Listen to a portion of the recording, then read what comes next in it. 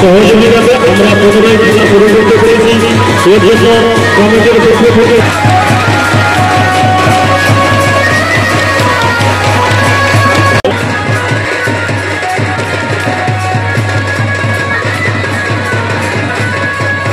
হজরত মোহাম্মদের দৌহিত্র ইমাম হাসান ও হোসেনের কারবালা প্রান্তরে যে ঘটনা, হোসেন সাহেবের হজরত ইমাম হোসেনের যে হত্যালীলা হয়েছিল তাকে কেন্দ্র করে আজকের অনুষ্ঠান, অর্থাৎ মহরম মাসের 10 তারিখে শয়তান এজিদের চক্রান্তে কারবালা প্রান্তরে যে হত্যালীলা হয়েছিল তার 40 দিন পর তাদের বংশধর হানিফ পাহলমান শয়তান এজিদকে তাড়া করেছিল এবং শেষ পর্যন্ত এই বংশে ধ্বংস হওয়ার পর 40 দিন পরে যে উদ্ধার হয়েছিল তাদের যে ধ্বংসলীলার প্রতিশোধ 40 দিন পর নিতে পেরেছিল এবং শয়তান এজিদকে নিধন করতে পেরেছিল 40 দিন পর। সেই জন্য বিজয় উৎসব হিসাবে আমরা প্রতি বছর এই মহরম 40 মহরম উৎসব করে থাকি।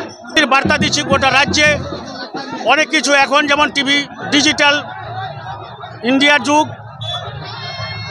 বড় মোবাইলের যুগ, হাডুডু খেলা উঠে গেল, বল খেলা উঠে গেল, অন্তত লাঠি খেলাটা চলুক।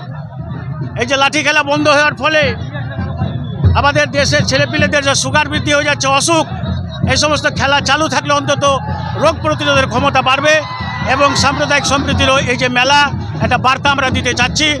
এবং আজকে আমরা প্রথমে শোক প্রস্তাব নিয়েছি আরজিকর ঘটনার যে নারকীয় হত্যাকাণ্ডের প্রতিবাদ জানিয়ে আমরা এই মঞ্চের পক্ষ থেকে 1 মিনিট নীরবতা পালন করেছি সর্বপ্রথম। তারপর আমরা এই অনুষ্ঠান শুরু করেছি। আমার নাম মোহাম্মদ মাইনুল হক, আমি চালিশা মহরম কমিটির সম্পাদক।